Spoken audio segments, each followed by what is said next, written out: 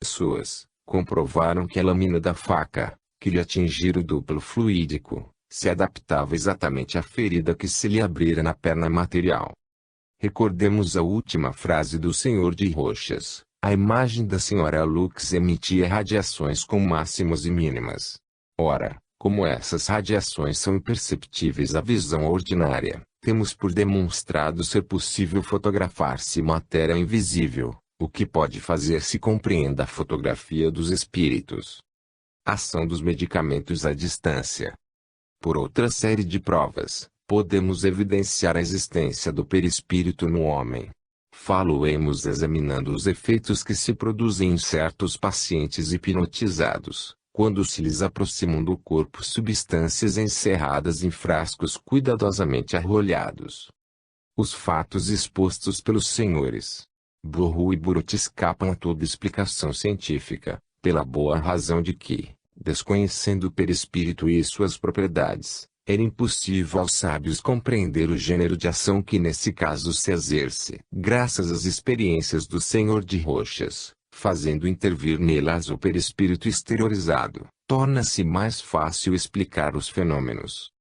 Depois de haver tomado todas as precauções, para evitar a simulação ou as sugestões, aqueles observadores comprovaram os fatos seguintes. Conservada a uma distância de 10 a 15 centímetros de um paciente adormecido, a cuba de um termômetro lhe produzia dor muito viva, convulsões e uma contração do braço. Um cristal de iodeto de potássio determinava espirros. O ópio fez dormir. Um frasco de jaburandi acarretava salivação e suor. Continuadas com a valeriana, a cantárida, a apomorfina, a ipecacuanha, o emético, a escamônia, o aloés, as mesmas experiências deram resultados precisos e concordantes. Apenas colocados perto da cabeça do paciente, mas sem contato, cada um daqueles medicamentos produzia efeito de acordo com a sua natureza, isto é, verdadeira ação fisiológica, como se o aludido paciente houvesse introduzido em seu organismo. Foi também experimentada a ação de venenos diluídos na água e comprovaram-se os mesmos sintomas que se produziriam se o paciente os houvesse ingerido pelas vias ordinárias. O louro cereja determinou uma crise de êxtase numa mulher judia, que acreditou ver a Virgem Maria. O Dr. Lewis, muito céptico ao princípio, afinal se convenceu. Refere ele que 10 gramas de conhaque num tubo selado a fogo e aproximado da cabeça de um paciente hipnotizado causam embriaguez ao cabo de 10 minutos. 10 gramas d'água, sempre em tubo selado, produzem, depois de alguns minutos, a constrição da garganta, a rigidez do pescoço e os sintomas da hidrofobia.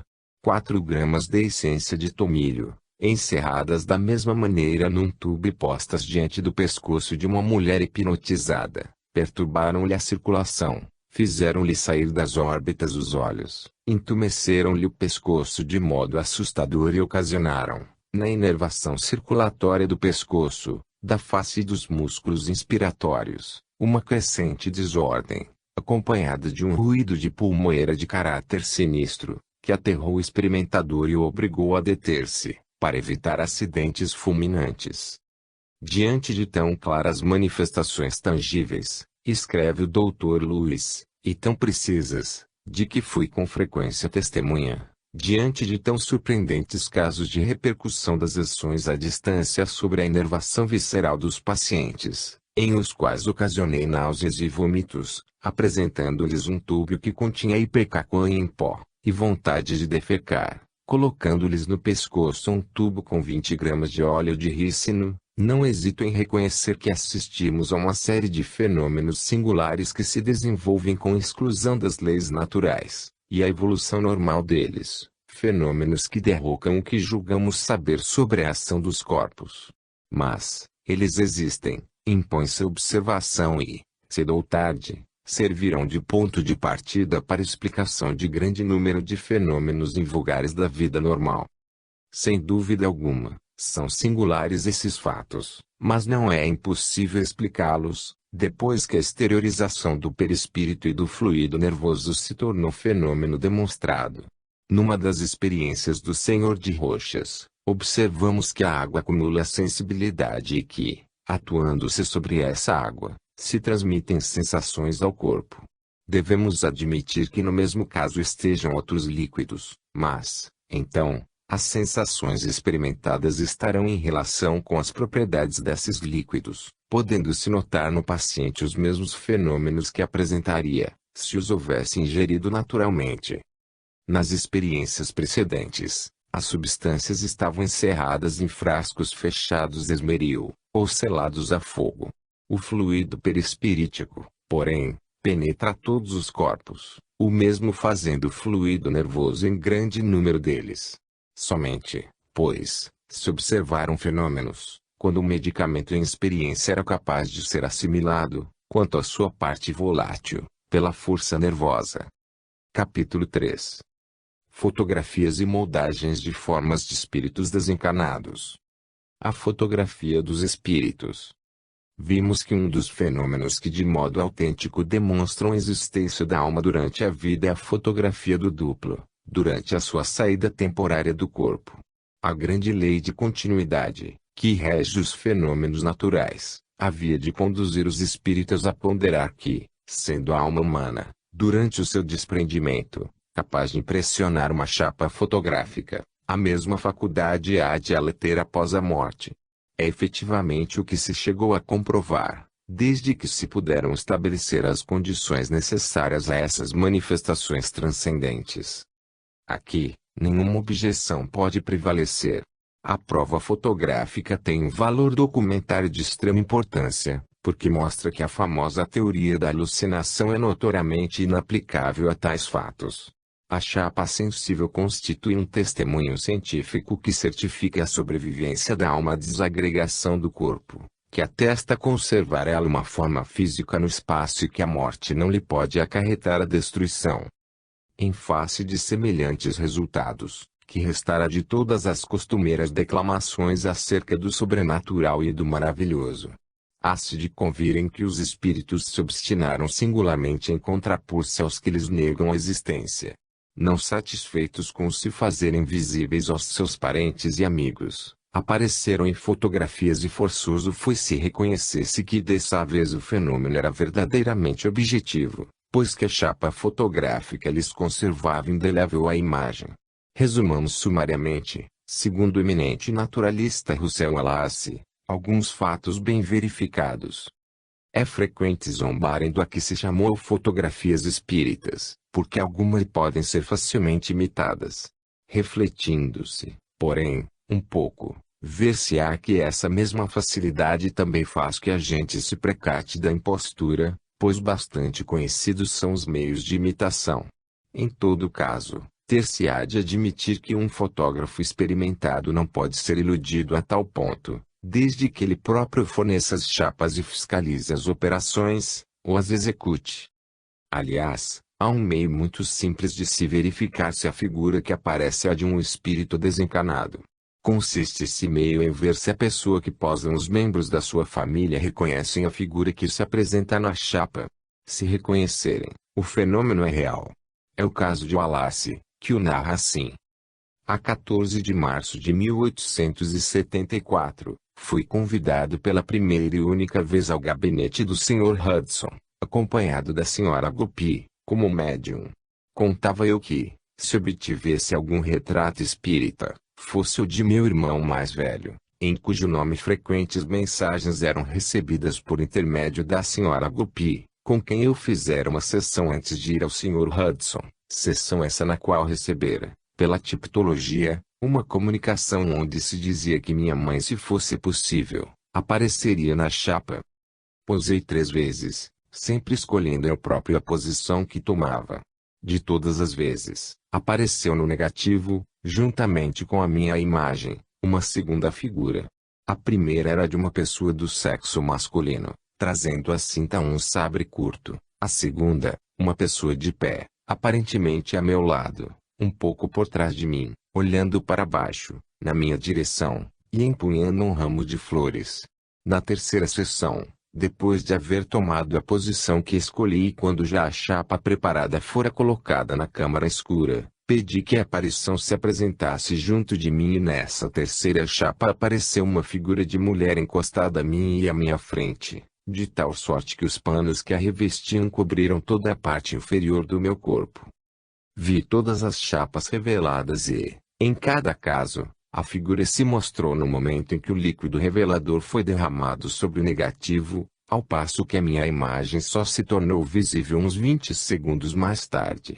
Não reconheci nenhuma das figuras nos negativos, mas, logo que obtive as provas, ao primeiro golpe de vista verifiquei que a terceira chapa continha um retrato incontestável de minha mãe, muito parecido quanto aos traços fisionômicos e à expressão do semblante. Não era uma semelhança como a que existe num retrato tirado em vida, mas uma semelhança um pouco idealizada, se bem fosse, para mim, uma semelhança que não me permitia qualquer equívoco. A segunda fotografia é muito menos distinta, o olhar se dirige para o chão, o rosto tem uma expressão diferente da terceira, a tal ponto que, a princípio, achei que era outra pessoa. Tendo enviado os dois retratos de mulher à minha irmã, ela foi de opinião que o segundo se parecia muito mais com minha mãe do que o terceiro e que, de fato, apresentava boa semelhança com ela como expressão, mas com alguma coisa de inexato na boca e no queixo. Verificou-se que isso era devido, em parte, a que o fotógrafo retocara os brancos. Efetivamente, ao ser lavada, a fotografia se mostrou toda coberta de manchas brancas, mas melhor, quanto da semelhança, com minha mãe. Eu ainda não verificara a semelhança do segundo retrato, quando, ao examiná-lo algumas semanas mais tarde com um vidro de aumento, imediatamente percebi um traço especial e notável do rosto natural de minha mãe, a saber, o lábio e o maxilar inferiores bastante salientes.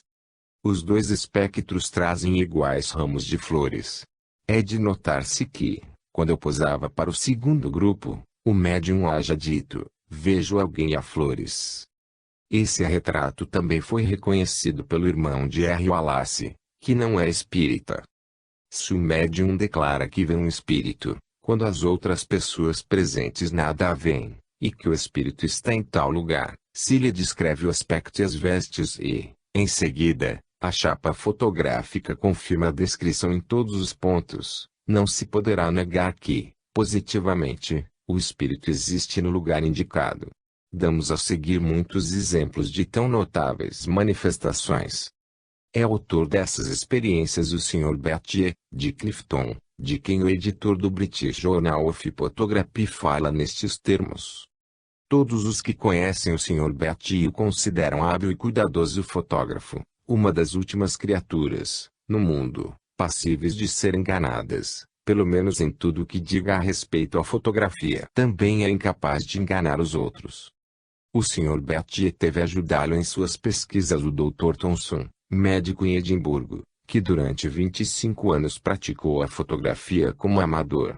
Os dois fizeram experiências no gabinete de um amigo não espiritualista, mas que se tornou médium no curso das experimentações. Auxiliou-os como médium um negociante muito amigo dos dois. Todo o trabalho fotográfico era executado pelos senhores Berthier e Thomson, conservando-se os dois outros sentados junto de uma mesa pequena. As provas foram tiradas por séries de 3, com poucos segundos de intervalo e muitas dessas séries foram feitas numa mesma sessão. Há duas provas, tiradas como as antecedentes, em 1872 e cujas fases todas o médium descreveu durante a exposição das chapas. Apareceu primeiro, diz ele, um denso nevoeiro branco. A prova saiu toda sombreada de branco, sem nenhum vestígio dos modelos.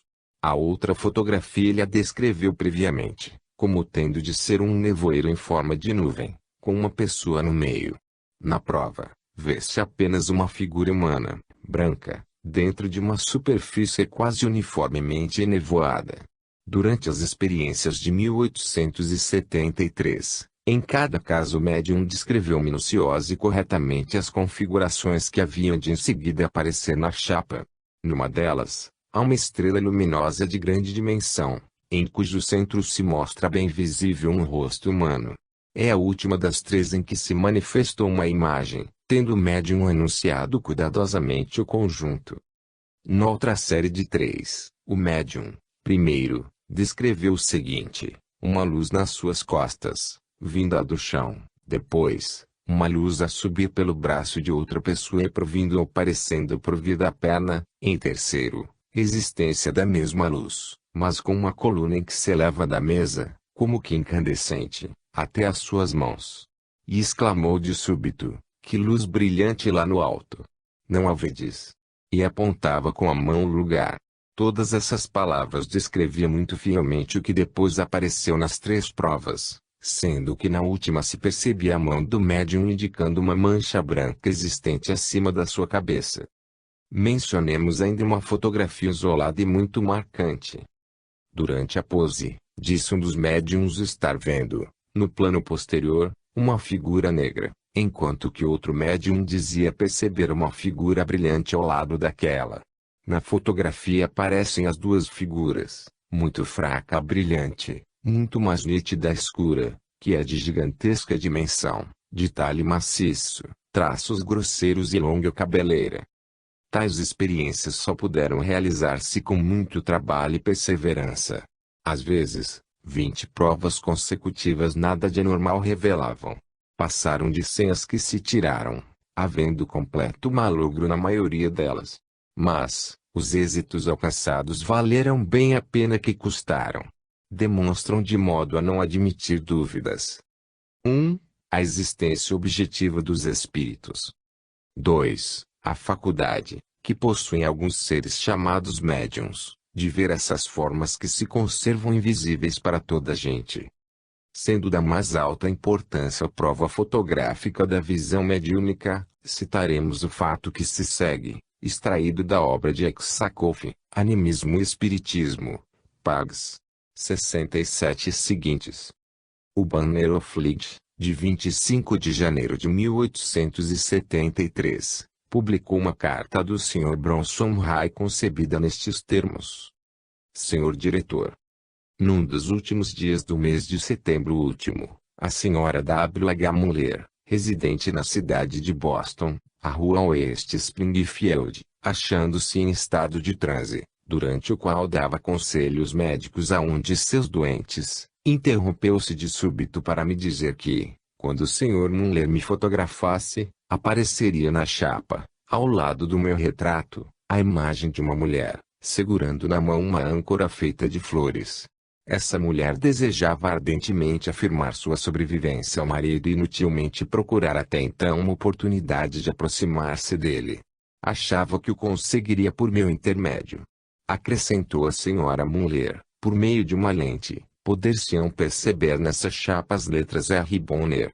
Perguntei-lhe, mas em vão, se essas letras queriam dizer Robert Bonner. No momento em que me preparava para a pose, a fim de me ser tirada a fotografia, caí em transe, o que jamais me acontecera. Apesar de todos os esforços, Muller não conseguiu colocar-me na posição desejada. Foi-lhe impossível fazer que eu ficasse ereto e com a cabeça apoiada no suporte. Meu retrato, pois, ele o tirou na posição que a prova indica, aparecendo a meu lado a figura de mulher com a âncora e as letras formadas de botões de rosas, como fora predito. Infelizmente, eu não conhecia com o nome de Bonner pessoa alguma que pudesse estabelecer a identidade da figura fotografada. De volta à cidade, referi a várias pessoas o que se dera. Disse-me uma delas que recentemente encontrara um Sr. Bonner, da Geórgia. Queria mostrar-lhe a fotografia. Decorridos 15 dias, essa pessoa me pediu que passasse pela sua casa. Alguns instantes depois de haver eu lá chegado, entrou um visitante, Sr. Robert Bonner. Declarou-me que era de sua mulher a fotografia, que havia em poder da senhora que no momento nos recebia e que achava perfeita a semelhança. Aliás, não há aqui quem conteste a semelhança que aquela fotografia apresenta com o retrato da Sra. Bonner, tirado 2 anos antes de sua morte. O Sr. Bonner ainda obteve a fotografia de sua defunta mulher numa posição previamente designada por um médium de Nova York que não a conhecia, nem vira a fotografia que se achava em Boston. O jornal Medium, de 1872, Também fala de uma fotografia de espírito, obtida ao mesmo tempo em que o médium declarava o que se ia dar. Diz o jornal. No momento em que a chapa ia ser exposta, a senhora combinante, o médium, voltou-se para a direita e exclamou: "Ó, aqui está minha haste." Era uma menina índia, que se manifestava frequentemente por seu intermédio, e estendeu a mão esquerda, como se quisesse pegar a da aparição. Na fotografia, vê-se, perfeitamente reconhecível, a figura da indiazinha, com os dedos da mão direita na mão da senhora conante. Temos, pois, aqui a fotografia de uma figura astral, assinalada e reconhecida pelo paciente sensitivo, no momento da exposição da chapa. É mais uma confirmação das experiências do Sr. Beatty. Poderíamos multiplicar o número das citações deste gênero, mas a exiguidade do nosso quadro nos obriga a remeter o leitor às mencionadas obras do eminente naturalista e do sábio russo. Em precedente trabalho, reproduzimos a fotografia de um espírito obtida em plena obscuridade, pelo Sr. Aksakov, com o médium Eglinton. Veremos, dentro em pouco, que também o grande físico inglês William Crookes obteve uma série de fotografias de uma forma materializada. Examinemos outro aspecto do fenômeno. Impressões e moldagens de formas materializadas. Os casos de aparições de duplos de pessoas vivas ou de espíritos após a morte terrestre, comprovadas e referidas pela Sociedade de Pesquisas Psíquicas, são manifestações isoladas, reais, porém, relativamente muito raras e que se produzem somente em circunstâncias tão excepcionais, que se torna difícil fazer delas outra análise além da que resulta da narração verídica do acontecimento. Os espíritas, familiarizados desde longo tempo com esses fenômenos, han feito um estudo minucioso de todos os possíveis gêneros de comunicação dos espíritos conosco. Entre os mais notáveis de tais fenômenos, podem citar-se as diversas impressões deixadas em substâncias moles ou friáveis, pelos seres do espaço, durante sessões em que foram evocados. Resumamos em poucas palavras tão probantes experiências, as quais voltaremos a tratar no capítulo seguinte. Pretendem os cépticos que ninguém pode estar certo de não se achar alucinado, ao observar a presença de uma aparição, se não se esta houver deixado, da sua passagem, um traço que subsista após o desaparecimento da imagem. Os fatos que se seguem respondem a esse desideratum. O eminente astrônomo alemão Zollner obteve, em folhas de papel enegrecido e postas entre ardósias, colocadas estas sobre os seus joelhos, duas marcas, de um pé direito uma, a outra de um pé esquerdo, sem que o médium houvesse tocado as lousas. Doutra vez, colocou o papel enegrecido sobre uma prancheta e a marca de um pé foi aí feita, medindo 4 centímetros menos do que o pé de slide. Num vaso cheio de farinha finíssima, achou-se a marca de uma mão, com todas as sinuosidades da epiderme nitidamente visíveis. Já fizemos notar que as aparições sempre se assemelham, traço a traço, às pessoas de quem elas são o desdobramento. Faremos notar agora que os espíritos que se materializam momentaneamente tomam um corpo físico idêntico a um corpo material ordinário, porquanto as marcas ou impressões que eles deixam revelam semelhança perfeita com as que as mesmas partes de um corpo vivo produziriam. O professor Ushiaia, de Nápoles, experimentando com Eusapia Paladino, teve a ideia de se munir de argila dos escultores e o espírito imprimiu nessa matéria plástica o seu rosto. Derramando gesso no molde assim produzido, obteve ele uma bela cabeça de homem, de melancólico semblante. Na América, conseguiram-se resultados do mesmo gênero, chegando-se até a descobrir um novo meio de se obterem reproduções fiéis das aparições.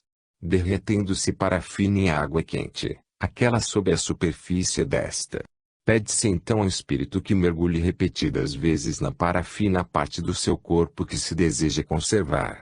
Feito isso e desmaterializando-se, quando o envoltório de parafina se ache seco, a aparição deixa um molde perfeito.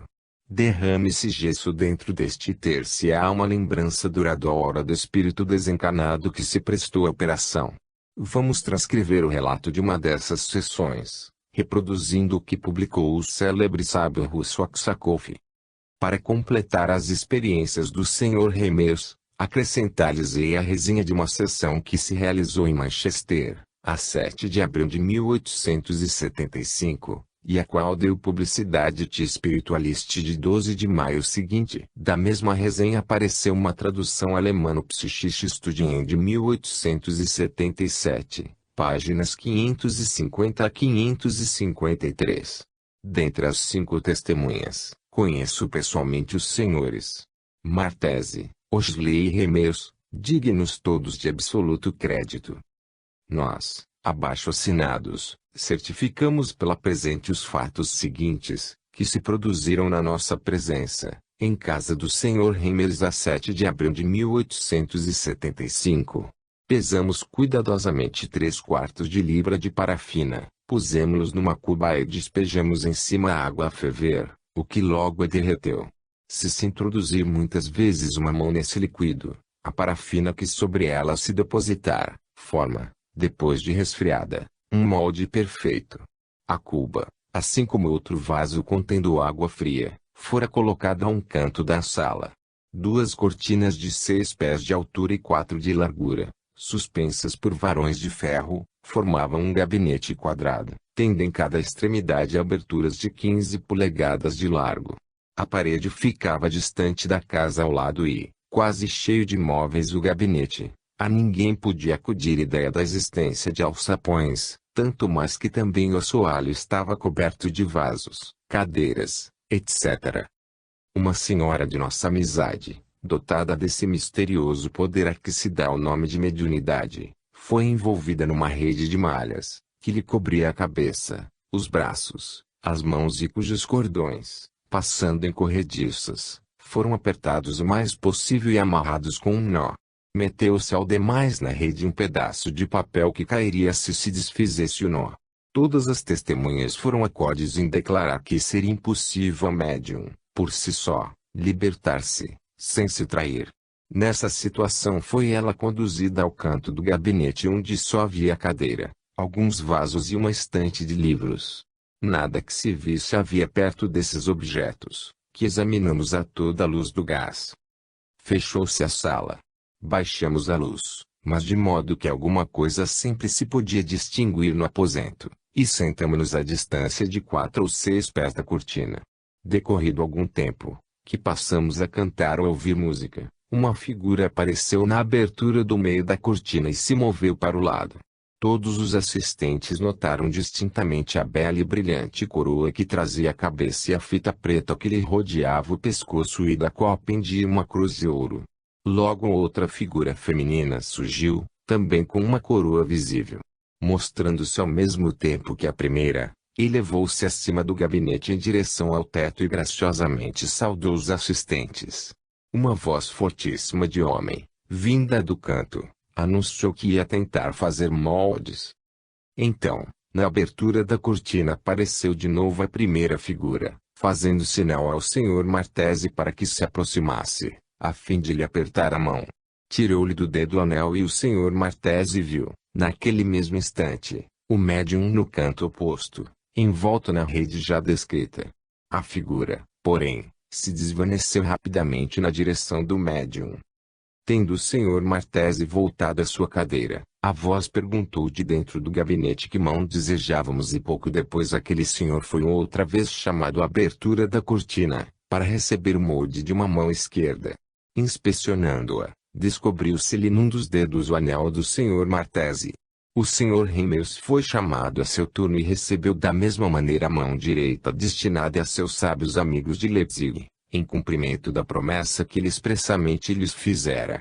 Em seguida, ouviu-se tossir o médium, cuja tosse desaparecera durante todo o tempo, mais de uma hora, tosse que fizera recear um malogro, tão violentos tinham sido em começo os acessos. Quando ela saiu do gabinete, examinamos os nós achamos tudo no mesmo estado que anteriormente. Retiramos toda a parafina que restava no vaso e, pesando-a juntamente com os 2 moldes obtidos, encontramos pouco mais de 3/4 de libra, sendo pequeno excesso devido ao anel que aderira à parafina, como se verificou, tirando do molde. A proporção de água dos moldes correspondia perfeitamente ao restante. Com isso terminaram as nossas experiências. As mãos obtidas diferem consideravelmente, sob todos os aspectos, das do médium, mas ambas revelam as pequenas marcas, muito bem visíveis com auxílio de um vidro de aumento, de uma mão pequenina, da mesma individualidade que por mais de uma vez nos deu moldes em condições idênticas de experimentação. Assinados, J.N. Tiedemann Martese, Palmeiras Quarry, Brinton. Christian Remeus, 2, Dulce Avenue, Oxford Road, Manchester. William Oxley, 65, Burwen Road, Manchester. Thomas Gaskell, 69, Alden Road, Manchester.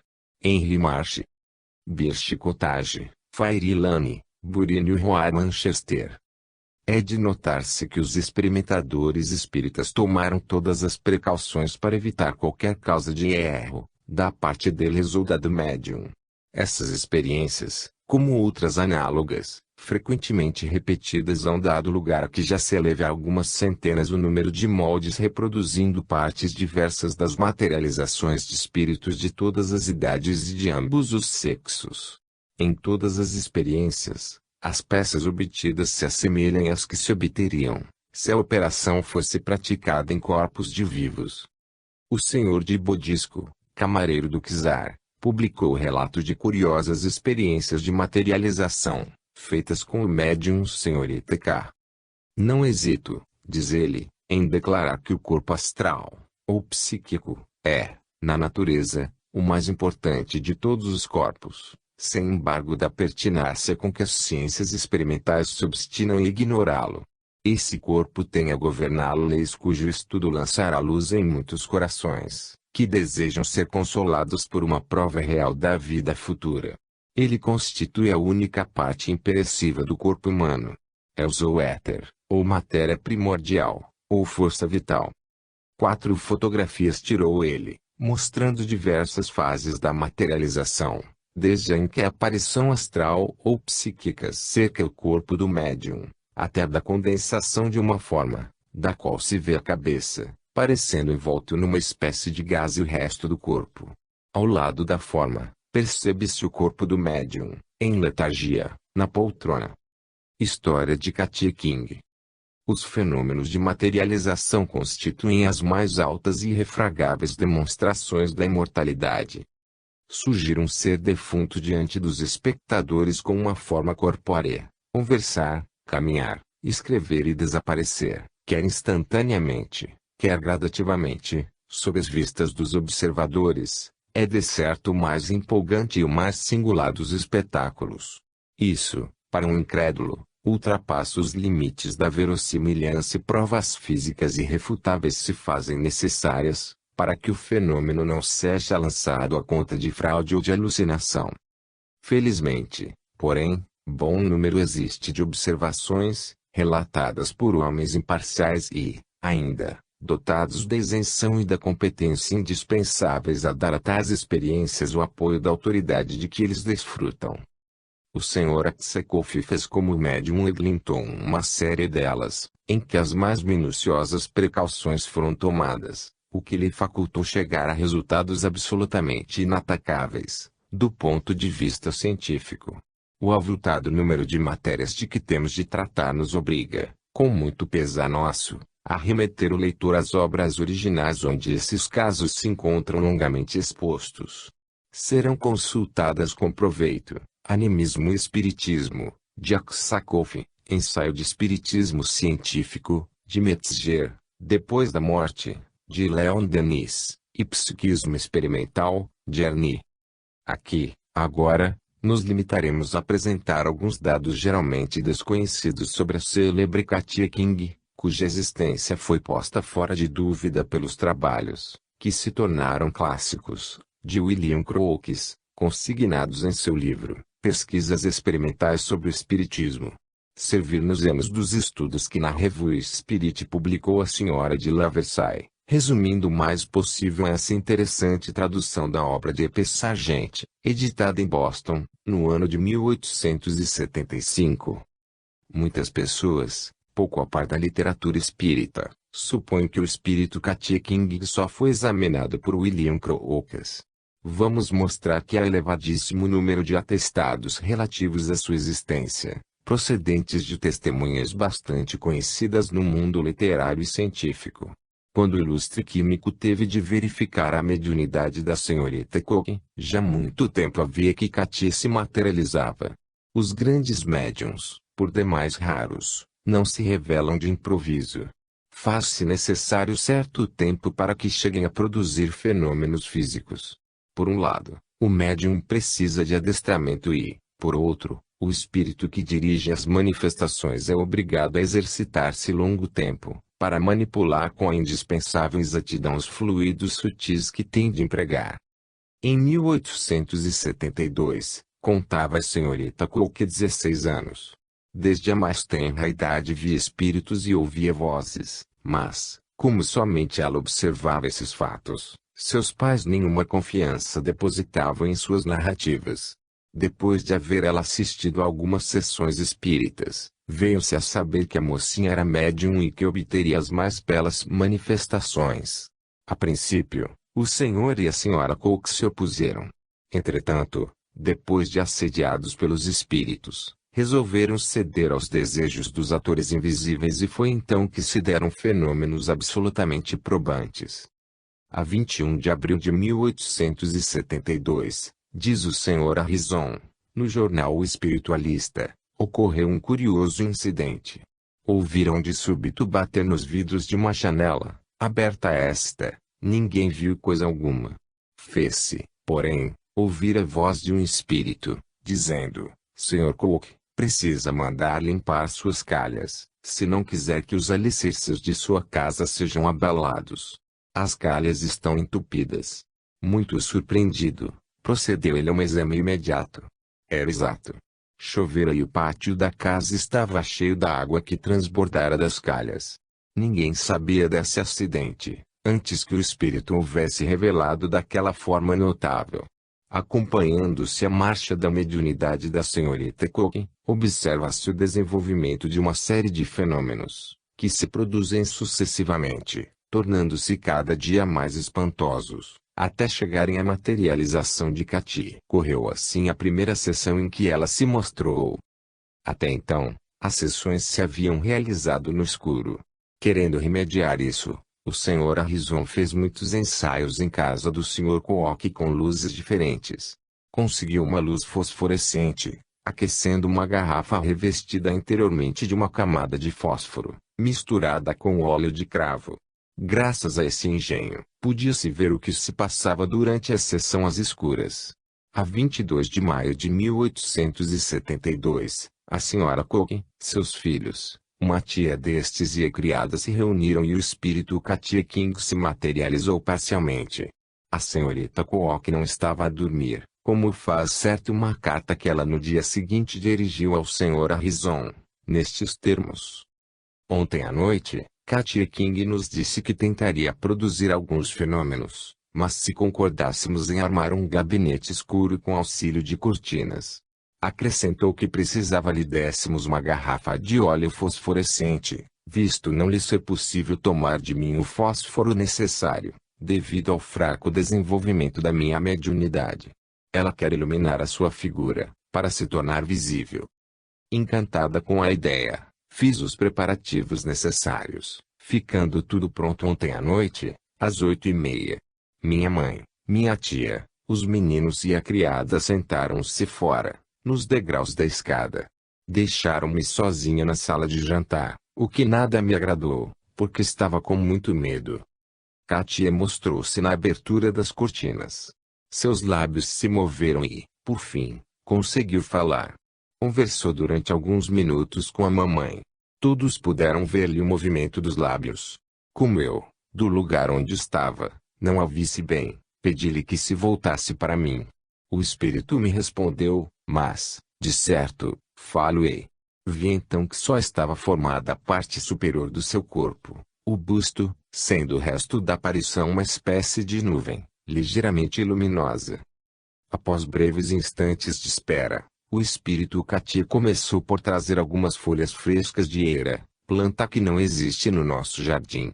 Depois, todos vimos aparecer, fora da cortina, um braço cuja mão segurava a garrafa luminosa. Mostrou-se uma figura com a cabeça coberta de uma porção de pano branco. Katia aproximou do seu rosto o frasco e todos a percebemos distintamente. Esteve 2 minutos e em seguida desapareceu. O rosto era oval, aquilino o nariz, vivos os olhos e a boca lindíssima. Disse Katia à mamãe que a olhasse bem, pois sabia que tinha um ar lúgubre.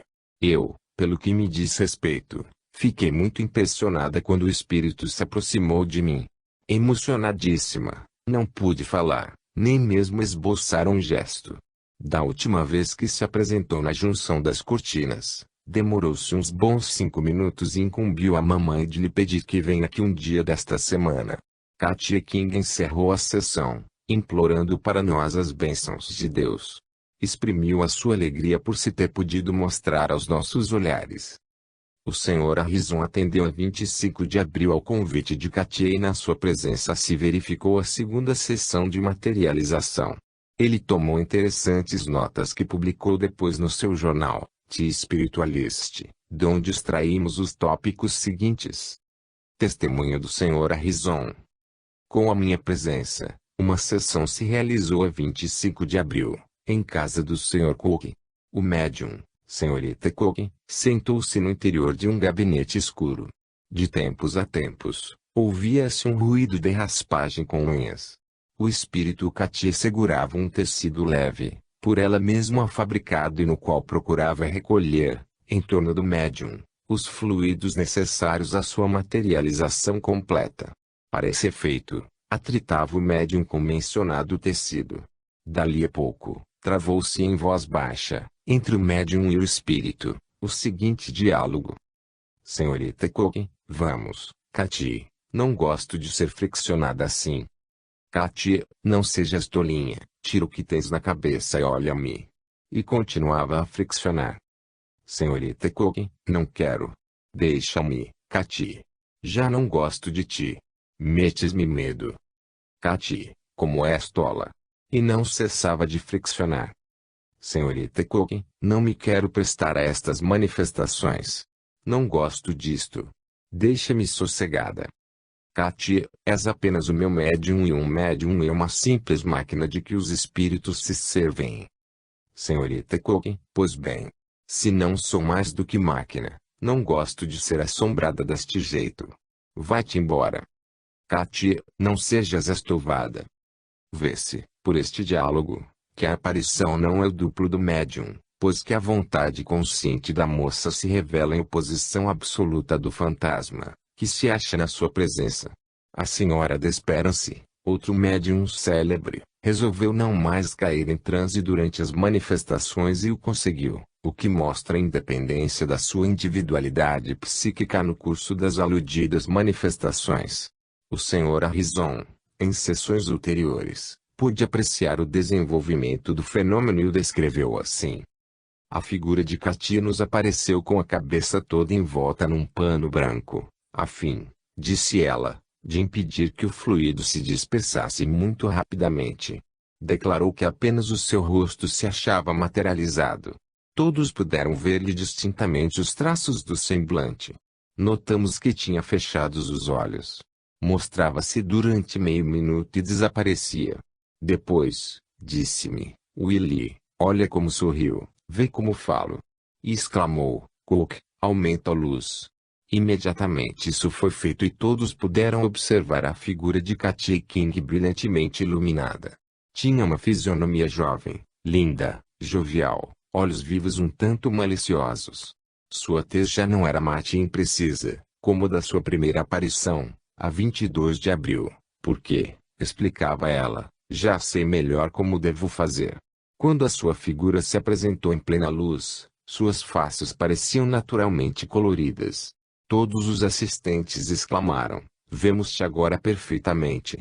Katia manifestou a sua alegria, estendendo o braço para fora da cortina e batendo na parede com um leque que achara ao seu alcance. As sessões continuaram com bom êxito. As forças de Katia King aumentaram de mais em mais, porém, durante longo tempo, Ela só consentia uma luz muito fraca, enquanto se materializava. A cabeça trazia sempre envolta em véus brancos, porque não a formava completamente, a fim de empregar menor quantidade de fluido e não fatigar a médium. Ao cabo de bom número de sessões, conseguiu mostrar-se em plena luz, com o rosto, os braços e as mãos descobertos. Naquela época, a senhorita Cooke permanecia quase sempre acordada, enquanto se achava presente o espírito. Algumas vezes, porém, quando fazia mau tempo, ou eram desfavoráveis outras condições, a mocinha adormecia sob a influência espírita, o que aumentava o poder da médium e obstava a que a sua atividade mental perturbasse a ação das forças magnéticas. Depois, Katia não mais apareceu sem que a médium estivesse em transe. Realizaram-se algumas sessões para a aparição de outros espíritos, mas essas sessões tiveram que ser efetuadas com muito pouca luz e foram menos perfeitas do que as em que Katia se mostrava. Contudo, verificou-se a aparição de figuras conhecidas, cuja autenticidade ficou bem comprovada. Apreciaremos daqui a pouco o testemunho da senhora Florence Marriott, conhecida escritora. Numa sessão feita 20 de janeiro de 1873, em Hackney, sua face se transformou, tornando-se, de branca, negra, em poucos segundos, fato que depois se reproduziu muitas vezes. Para mostrar que suas mãos não eram movidas mecanicamente, ela fez uma costura na cortina em que se havia rasgado. Noutra sessão, a 12 de março e no mesmo local, as mãos da senhorita Cooke foram atadas, sendo postos selos de cera sobre os nós. Katia King se mostrou então a certa distância, à frente da cortina, com as mãos inteiramente livres. Como se vê, só ao fim de longas experiências, a princípio imperfeitas e que com a continuação foram melhorando, o espírito Katia King alcançou o desenvolvimento que lhe possibilitou manifestar-se livremente, em plena luz, sob forma humana, fora e à frente do gabinete escuro, diante de um círculo de espectadores maravilhados. A partir desse momento, organizaram-se controles muito severos e, somente depois de os terem estudado com todo o rigor possível, foi que o Sr. Benjamin Coleman, o Dr. Gully e o Dr. Sexton proclamaram a realidade daquelas manifestações transcendentes.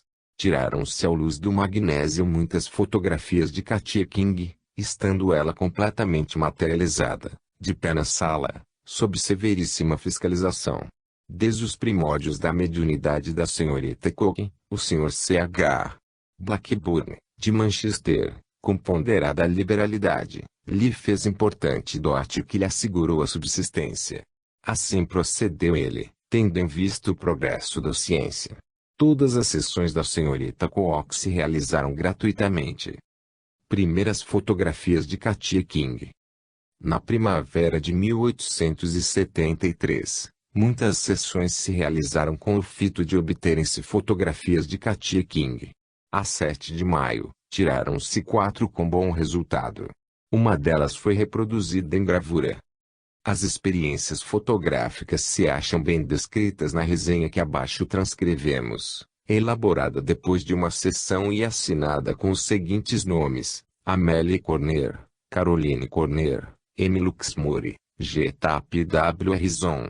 Ao começar a sessão, tomaram-se as seguintes precauções: a senhora Corner e sua filha acompanharam a senhorita Cooke ao seu quarto, onde lhe pediram que se despisse, a fim de serem examinadas suas roupas.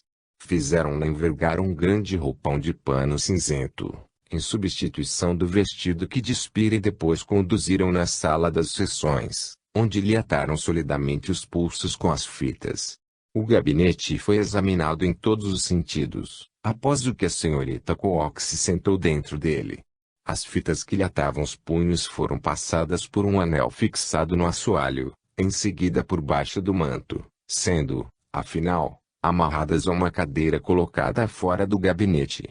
Desse modo, se a médium se movesse, logo o perceberiam. A sessão principiou às 6 horas da tarde e durou cerca de 2 horas, com um intervalo de 30 minutos.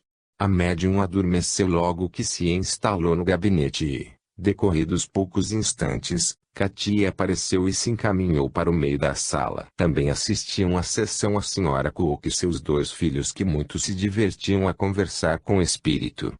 Katia vestia-se de branco. Aquela noite, seu vestido era decotado de mangas curtas, de sorte que se lhe podiam admirar o maravilhoso pescoço e os belos braços. A própria coifa que, como sempre, lhe envolvia a cabeça, estava ligeiramente afastada, deixando ver seus cabelos castanhos. Os olhos eram grandes e brilhantes, de cor cinzenta, ou azul escuro. Tinha a tez clara e rosada, os lábios corados. Parecia inteiramente viva. Notando o prazer que experimentávamos em contemplá-la assim diante de nós, Katia redobrou de esforços para que tivéssemos uma boa sessão. Depois, quando acabou de posar em frente do aparelho, passeou pela sala, conversando com todos, criticando os assistentes, o fotógrafo e seus dispositivos, completamente à vontade. Pouco a pouco, aproximou-se de nós, animando-se cada vez mais. Apoiou-se ao ombro do Sr. Luxmore, enquanto a fotografavam. Chegou mesmo, uma vez, a segurar a lâmpada, para melhor iluminar o seu rosto. Consentiu que o Sr. Luxmore e a Sra. Cornélia passassem as mãos pelo corpo, para se certificarem de que trazia apenas um vestido. Depois, divertiu-se em apoquentar o Sr. Luxmore, dando-lhe tapas, puxando-lhe os cabelos e tomando-lhe os óculos para com eles mirar os que estavam na sala. As fotografias foram tiradas à luz de magnésio. A iluminação permanente era dada por uma vela e uma lâmpada pequena. Retirada a chapa para a revelação, Katia deu alguns passos, acompanhando o Sr. Harrison, a fim de assistir a essa operação. Outro fato curioso também se deu essa noite. Estando Katia a repousar diante do gabinete, à espera de se colocar em posição para ser fotografada, todos viram aparecer por sobre a cortina um grande braço de homem, nu até a espada e agitar os dedos. Katia voltou-se e repreendeu o intruso, dizendo que era muito mal feito vir outro espírito perturbar tudo, quando ela se preparava para lhe tirarem o retrato, e ordenou-lhe que sem demora se retirasse. No dia da sessão, declarou Katia que suas forças desfaleciam, que ela estava a pique de dissolver-se. Com efeito, suas forças haviam diminuído tanto, que, a luz que penetrava no gabinete para onde se retirara, ela pareceu esvair-se. Todos então a viram achatar-se, destituída totalmente de corpo e com o pescoço a tocar o chão. A médium se conservava ligada como no começo. Chamamos muito particularmente a atenção do leitor para este último pormenor, que mostra, a toda evidência, que a aparição não é um manequim preparado, nem um médium com um disfarce. Sobre esse ponto, outro testemunho probante é o da senhora Florence Marriott. Perguntaram um dia a Katia Kim por que não podia mostrar-se sob uma luz mais forte.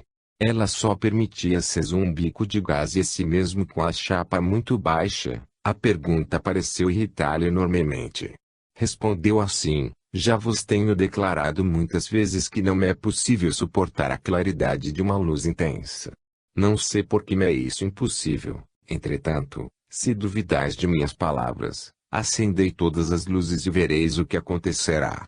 Previno-vos, porém, de que se me submeterdes a essa prova, não mais poderei reaparecer diante de vós. Escolhei. As pessoas presentes se consultaram entre si e decidiram tentar a experiência, a fim de verem o que sucederia. Queríamos tirar definitivamente a limpo a questão de saber se uma iluminação mais forte embaraçaria o fenômeno de materialização. Katia teve aviso da nossa decisão e consentiu na experiência. Soubemos mais tarde que lhe havíamos causado grande sofrimento. O espírito Katia se colocou de pé junto à parede e abriu os braços em cruz, aguardando a sua dissolução. Acenderam-se os 3 bicos de gás. A sala media cerca de 16 pés quadrados. Foi extraordinário o efeito produzido sobre Katia King, que apenas por um instante resistiu à claridade. Vimos-la em seguida fundir-se, como uma boneca de cera junto de ardentes chamas. Primeiro, apagaram-se-lhe os traços fisionômicos, que não mais se distinguiam. Os olhos enterraram-se nas órbitas, o nariz desapareceu, a testa como que entrou pela cabeça. Depois, Todos os membros cederam e o corpo inteiro se achatou, qual um edifício que o desmorona. Nada mais restava do que a cabeça sobre o tapete e, por fim, um pouco de pano branco, que também desapareceu, como se houvessem puxado subitamente. Conservamo-nos alguns momentos com os olhos fitos no lugar onde Katia deixara de ser vista. Terminou assim aquela memorável sessão.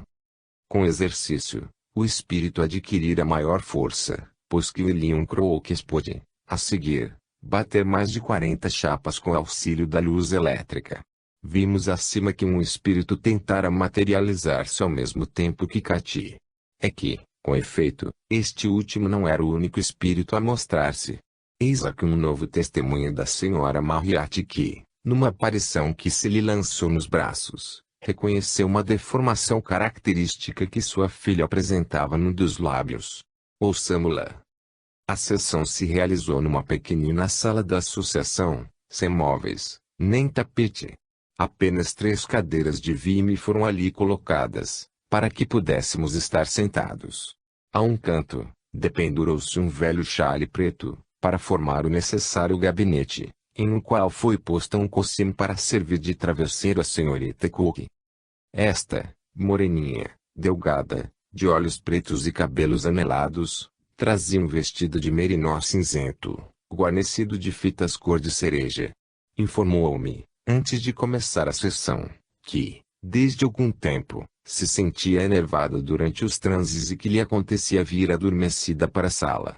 Pediu-me então que a repreendesse, caso tal coisa ainda se desse, e que lhe ordenasse voltar para o seu lugar, como se fora uma criança.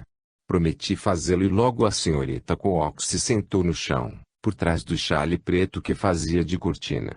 Víamos o seu vestido cinzento, por isso que o chale não chegava até ao assoalho. Baixou-se a chama do gás e tomamos assento nas 3 cadeiras de vime. A médium, a princípio, parecia não se sentir à vontade. Queixava-se de que a maltratavam. Decorridos alguns instantes vimos o chale agitar-se e uma mão aparecer e desaparecer, repetindo-se isso várias vezes. Apareceu depois uma forma a se arrastar com os joelhos, para passar por baixo do chale, acabando por ficar de pé, perfeitamente ereta. A luz era insuficiente para se lhe reconhecerem os traços fisionômicos. O Sr. Harrison perguntou se quem ali estava era a Sra. Stewart. O espírito abanou a cabeça, em sinal negativo. Quem poderá ser? Perguntei ao Sr. Harrison. Não me reconhece, minha mãe. Quis lançar-me em seus braços. Ela, porém, me disse, fique no seu lugar, irei lá ter. Momentos depois, Florence veio sentar-se nos meus joelhos. Tinha soltado os longos cabelos, nus os braços, assim como os pés. Suas vestes não apresentavam forma determinada. Dir-se-ia estar envolta em alguns metros de musselina. Por exceção esse espírito não trazia coifa, estava com a cabeça descoberta. Minha querida Florence, exclamei, és mesmo tu? Aumentem a luz, respondeu ela, e olhem a minha boca. Vimos então, distintamente, num de seus lábios, a deformação com que nascera e que os médicos que examinaram haviam declarado constituir um caso muito raro. Minha filha viveu apenas alguns dias. Na sessão em que se me apresentou parecia contar 17 anos. Diante dessa inegável prova de identidade, fiquei banhada em lágrimas, sem poder dizer palavra. A senhorita Cook estava muito agitada por detrás do chale e logo, de súbito, correu para nós, exclamando, é demasiado, já não posso mais. Vimo-la então fora do gabinete, ao mesmo tempo em que o espírito de minha filha sentado no meu colo. Isso, porém, durou apenas um instante. A forma que eu abraçava se lançou para o gabinete e desapareceu. Lembrei-me então de que a senhorita Cook me pedira que a repreendesse, caso viesse andar pela sala. Repreendia, pois, severamente. Ela tornou ao seu lugar no gabinete e logo o espírito voltou para junto de mim, dizendo, não deixes que ela volte, causa-me um medo horrível. Retruquei-lhe, mas, Florence, nós outros, mortais, neste mundo, temos medo das aparições e tu, ao que parece, tens medo da tua médium. Tenho medo de que ela me faça partir, respondeu ela. A senhorita Cook, porém, não tornou a sair do gabinete e Florence esteve mais algum tempo conosco. Lançou meus braços ao pescoço e me beijou repetidas vezes. Nessa época, eu me achava muito atribulada. Disse-me Florence que, se puder aparecer-me com a marca que me permitira reconhecê-la, fora para bem me convencer das